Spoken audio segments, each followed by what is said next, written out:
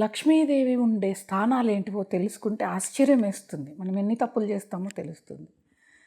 ఉప్పు, ఉప్పులో లక్ష్మి ఉంటుంది, అన్నంలో లక్ష్మి ఉంటుంది, గడపలో లక్ష్మి ఉంటుంది.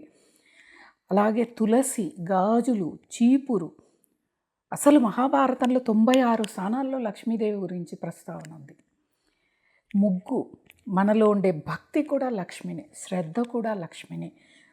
పూలు, అలాగే దీపం, పద్మం, ఇల్లు పరిశుభ్రత. ఎక్కడైతే పరిశుభ్రత ఉంటుందో అక్కడ లక్ష్మీదేవి ఉంటుంది. అందుకే శుభ్రంగా పెట్టుకోండి. కొంతమంది ఇల్లు చూస్తామండి, వెళితే బూజులు, దుమ్ములు ఎక్కడంటే అక్కడ ఉంటుంది. అక్కడ లక్ష్మి ఉండదు, వస్తుంది కానీ వెళ్ళిపోతుంది. మనం కూడా అంతే కదా. ఇప్పుడు అట్లాంటి ఇళ్ళకి వెళ్తే కాసేపు కూర్చోలేము. అయ్యో డస్ట్ అలర్జీ వస్తుందేమో ఏదో అని చెప్పి భయపడుతూ ఉంటాం కదా. కాబట్టి మీరు ఇల్లును అపరిశుభ్రంగా ఎప్పుడూ ఉంచుకోకండి.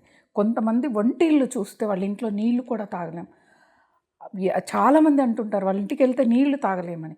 షింకు నిండా గిన్నెలు, బొద్దింకలు పారాడుతూ ఉంటాయి, పేరుకొని పోయి ఉంటాయి స్టవ్లు, ప్లాట్ఫాము కిందంతా చెత్త చెత్త, పొట్టు తీసిన ఉల్లిపాయల పొట్టు, కూరగాయల పొట్టు మొత్తం అక్కడే ఉంటుంది. అటువంటి ఇంట్లో లక్ష్మి ఉండదు, వెళ్ళిపోతుంది. ఒకవేళ వచ్చినా వెళ్ళిపోతుంది అన్నమాట.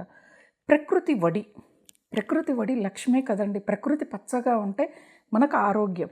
ఎందుకంటే వృక్షాలు మనం వదిలేసే కార్బన్ డైఆక్సైడ్ని తీసుకొని ఆక్సిజన్ని వదులుతాయి.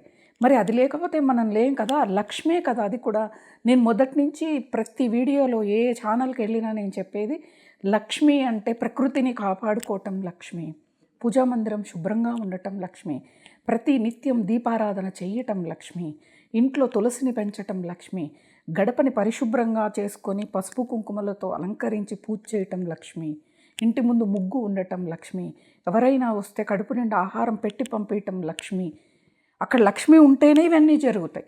నిజంగా చెప్తున్నాను. ఆలోచించుకోండి, మీ ఇంట్లో లక్ష్మి ఉందో లేదో. గడప మీద కాలు ఎందుకు పెట్టొద్దు అంటారు అంటే లక్ష్మి యొక్క నివాస స్థానం. లక్ష్మిని తొక్కినట్లు అవుతుంది కాలు పెడితే. అందుకే పూర్వకాలం చిన్నపిల్లలు ఎవరైనా ఎక్కితే గడప ఎక్కకు దండం పెట్టుకో అని చెప్పేవాళ్ళు.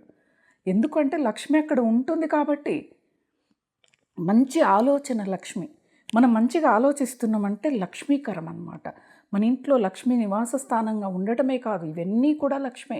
ఇంట్లో డబ్బులు ఉంటేనే లక్ష్మి అంటే ఒక భాగం మాత్రమే డబ్బు అనేది లక్ష్మి యొక్క లక్షణాలు అన్నమాట.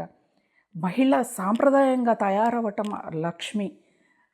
తను సాంప్రదాయాన్ని భక్తితో ఆచరించటం, భక్తిగా కుంకుమం ధరించటం, భక్తిగా పువ్వులను పెట్టుకోవటం, భక్తిగా చీరని వస్త్రధారణని చేయటం, ఇవి ఎక్కడైతే జరుగుతాయో అక్కడ లక్ష్మి ఉన్నట్టు, లక్ష్మీకరమైన యోగం వాళ్ళల్లో ఉన్నట్లు అన్నమాట. కాబట్టి మరి మీరు ఏమేం చేస్తున్నారో ఏం చేయకూడదో మీకు తెలిసే ఉంటుంది కదా.